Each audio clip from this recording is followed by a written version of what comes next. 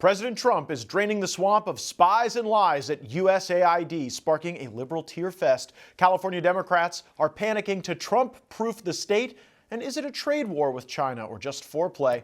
In studio, we have Angel mom Agnes Giboney to share her heartbreaking story. Plus, the FBI is suing Trump's DOJ as his cabinet continues to score wins in the United States Senate. All next on the Matt Gaetz Show. Let's do this. We're shaking up Washington, D.C. We're breaking the fever. You ever watch this guy on television? It's like a machine. He's great. Matt Gaetz.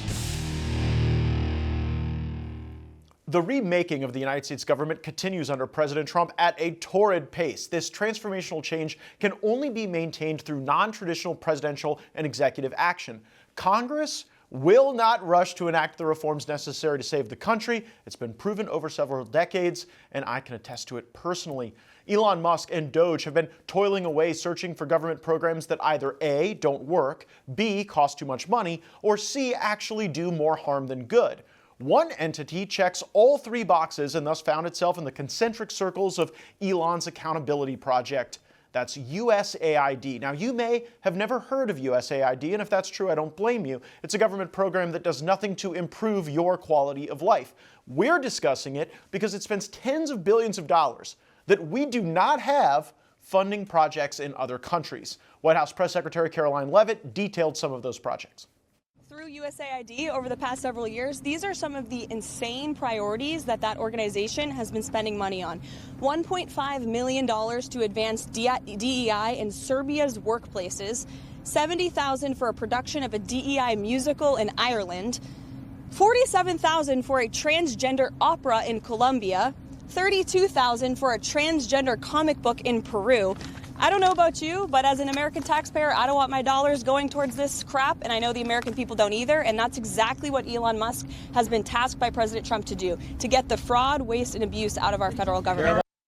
Why can't the Peruvians pay for their own transgender operas? We're $38 trillion in debt. We shouldn't be borrowing money from China to fund such international frivolities. If there were an Olympic event for spending billions and achieving nothing, USAID would take home the gold. So Elon put USAID in the Doge crosshairs. He demanded information on the accounts, the expenditures, the key results. In response, USAID refused. Imagine that. The nerve.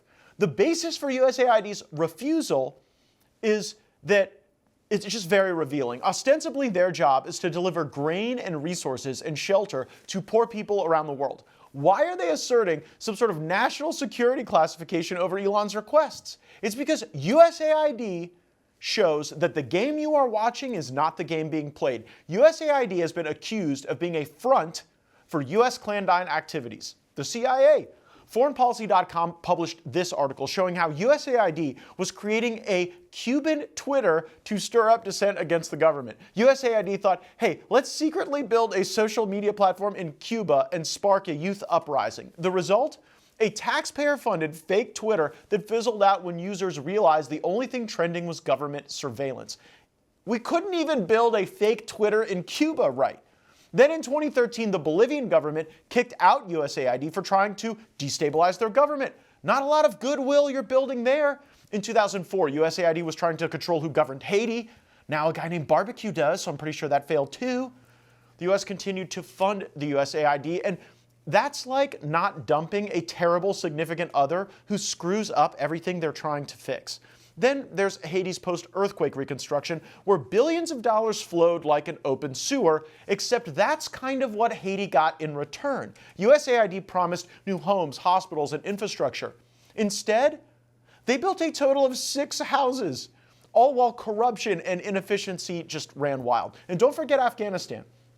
That's the place where USAID spent 2 decades and billions of dollars trying to create a stable economy. Spoiler alert, the economy collapsed in record time after the United States left, proving once again that USAID's development strategy is about as durable as a sandcastle at high tide.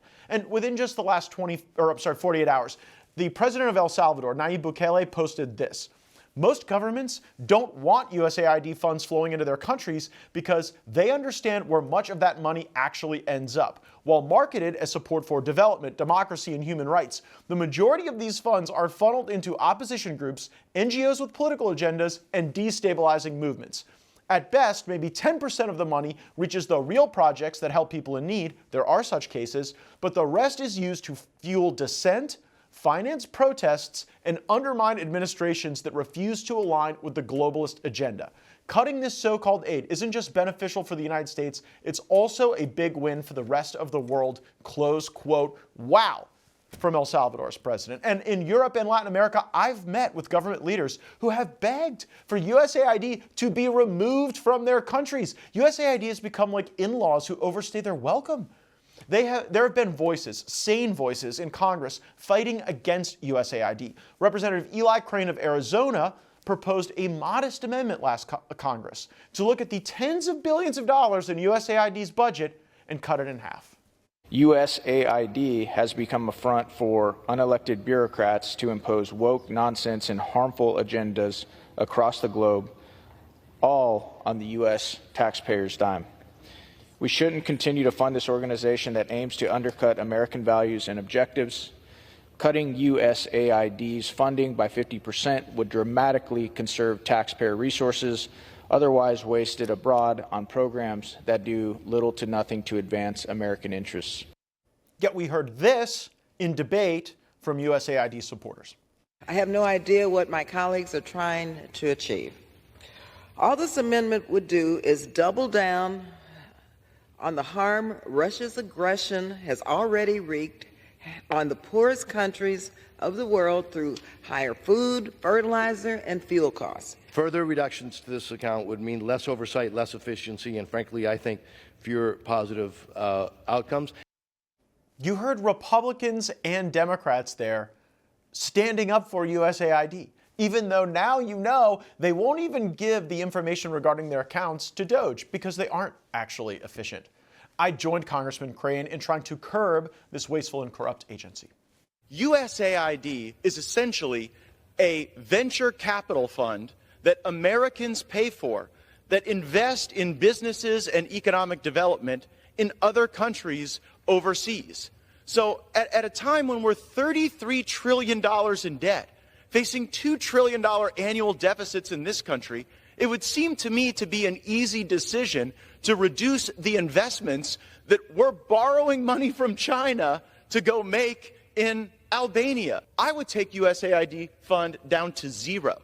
They would fund it to the tune of billions of dollars. So maybe a compromise position is that we would be willing to send USAID everything that was found in Senator Menendez's jacket. The final vote of the Crane Amendment accrued only 114 supporters, with the remainder of the House opposed. Every Democrat voted against the Crane Amendment, and you had half of the Republicans basically voting against it as well with those Democrats. The margin was almost 3-1. So that tells you that your lawmakers actually want to drive your grandchildren deeper into debt so that we can fund, trans makeup artists in Nepal and control governments of Haiti? USAID is the definition of America Last. Congressman Eli Crane of Arizona continues his battle against USAID. He's a former Navy SEAL, served our country, and he joins me now. Congressman Crane, you were the guy leading this effort last Congress. Now you see President Trump's administration and Elon Musk demanding information from USAID. They aren't providing that information. What's your reaction? Well, Matt, I think when you and I tried to lead the effort on this in the last Congress, I think, we were operating with just the tip of the iceberg of information. But as Elon Musk and this administration really try and get into, some of the classified information there, and then you've got high-ranking individuals at USAID refusing to let Elon Musk look at, their information, even though he's part of the incoming administration. It tells you everything you need to know. And this is, when I look at some of the funds that are going out through USAID with the taxpayer dollars, I've got a list right here. 1.5 million to advance diversity, equity, inclusion in Serbia's workplaces. 70,000 for production of DEI musical in Ireland. 2.5 million for electric vehicles in Vietnam. Funding of the Wuhan, lab. A global censorship program. It's just unbelievable, the work that this organization and agency is doing. And, that's why many of us voted to defund it and give it a 50% haircut. Yeah, but what's crazy is about half of the Republicans voted for those reductions that you were championing, and then another half of them voted to keep USAID at its current funding level. But it's not just those Republicans. Your Democrat colleagues actually went to USAID today. Take a listen, and we'll have you respond on the other side. If we want to zero out the budget, 1% of the budget of this country, $40 billion, we better look at double or tripling the military budget. Because without that soft power around the world, we are making ourselves weaker. We're making our adversaries and allies stronger. We step back and we create a vacuum. You know who steps in? It's Russia, it's China, it's our adversaries from around the world. You are a combat Navy SEAL. Please explain to me, Congressman Crane, the ideological underpinnings of the argument that if we don't fund the DEI seminars in Serbia, we might have to fight more wars. Yeah, well, honestly, at the end of the day, Matt, what this boils down is that we've allowed this, this country to turn into an empire. That's really what this is about. And everything that USAID does, and it actually doesn't stand for USAID. It's a United States agency, of for international development, right? That's what it really is, and that's the argument that these guys make. But all the stuff that I just read to you, how's that making the world a safer place? What these guys, and I think that's why you saw Elon Musk, after he was finally able to get into many of the classified documents at USAID, why he instantly got on Twitter and said, hey, this is a viper's nest. It's full of Marxists that hate the United States of America. And based on everything else we've seen here in the United States over the last 4 years, where it's like you're living in this crazy, this crazy clown show. I mean, does that surprise anybody that these things are allowed to be going on and we're spending taxpayer money on it? So we've seen public reporting that clandestine activities in Cuba, in Haiti, in other places have occurred through USAID. And I don't think it helps them combat that narrative when they say that their international development budgets are now subject to some sort of classification. Like, do you believe the USAID is a front for the CIA? I believe they work hand in hand, Matt. And I believe there's been some great reporting. I don't think anybody's done a better job than Mike Bence on reporting about the USAID and what they're up to. But that's why I said earlier in your show, I think that many of us last year when we were trying to slash the budget of USAID, we're just at the tip of the iceberg with this organization. And you know what, Matt? It's interesting because I was just working on earlier today a bill that would help individuals like my little brother who got separated from the military at 19 years because he wouldn't take the COVID vaccination, lost his entire pension. I was told we probably can't get it through Congress because it's going to cost billions of dollars, yet we're sending $8 billion to sub-Saharan Africa.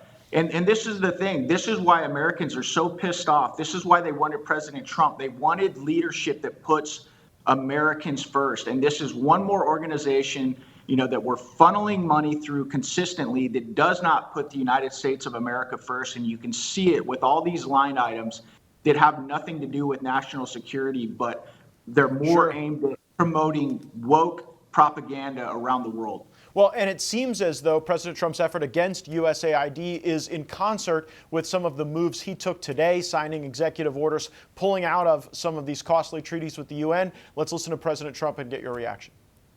So I've always felt that the UN has tremendous potential.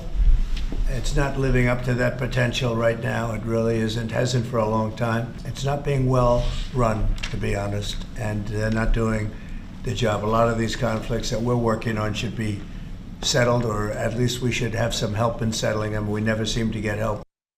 This is what we've been fighting for so long. What do you think about the president's executive orders today? I think they're great, and I think they're consistent with the message and the campaign that he led. And this is one thing I love about him. Whether you're talking about NATO or the UN, he is always calling these folks on the carpet, and trying to make these organizations, if we're even going to stay, in these organizations as efficient as possible and making sure that the United States and our people aren't getting screwed over. Great point. Congressman Eli Crane of Arizona served our country as a Navy SEAL and still is serving our country, trying to keep our dollars here for Americans. We wish you luck on that legislation for our service members and our patriots. Thank you, Matt.